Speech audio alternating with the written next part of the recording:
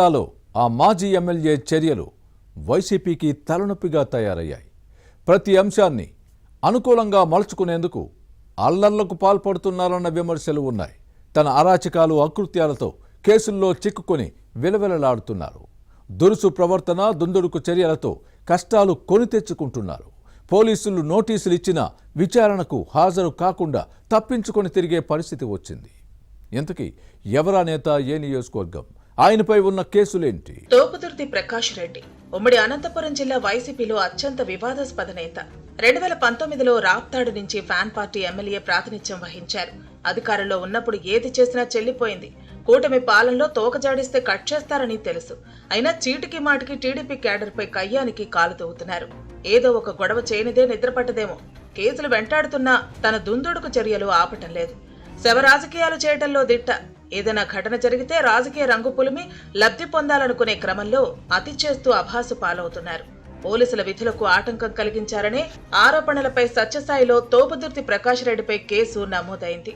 కూటమి ప్రభుత్వ ఏడాది పాలనపై రామగిరి మండలం పేరూరులో టీడీపీ నాయకులు విజయోత్సవం చేసుకుంటున్న సమయంలో ఇటీవల అత్యాచారానికి గురైన బాలికను పరామర్శించడానికంటూ అనుమతులు లేకుండా తోపుదుర్తి ప్రకాష్ రెడ్డి తన కార్యకర్తలతో మద్దెల చెరువుకు బయలుదేరారు. ఈ క్రమంలో పేరూరు దగ్గర ఫ్యాన్ పార్టీ శ్రేణులు, కూటమి నాయకుల మధ్య జరిగిన ఘర్షణ ఉద్రిక్తతలకు దారితీసింది. మరోవైపు తోపుదుర్తి ప్రకాష్ రెడ్డి రియాక్షన్ చూస్తే కేవలం పబ్లిసిటీ స్టంట్ కోసం పాకులాడుతున్నారనే విమర్శలు ఉన్నాయి. ప్రతి విషయంలోనూ అల్లర్లకు కుట్ర పన్నుతున్నారని సొంత పార్టీ నేతలే చెబుతారు.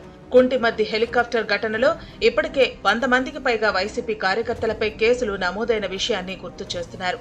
మరోసారి రాప్తాడు నియోజకవర్గంలో బాలికపై జరిగిన అత్యాచార ఘటనపై ఇదే పన్నాగం ప్రకాష్ రెడ్డి పన్నారనే వాదనలు ఉన్నాయి.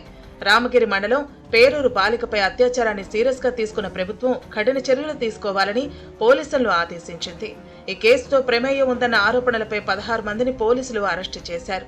సున్నితమైన ఈ ఘటన విషయంలో శాంతి భద్రతలకు విఘాతం కలిగిస్తే చర్యలు తప్పవని పోలీసులు హెచ్చరించిన మాజీ ఎమ్మెల్యే ప్రకాష్ రెడ్డి రాజకీయ లబ్ధి కోసం అరాచకానికి తెరలేపారు.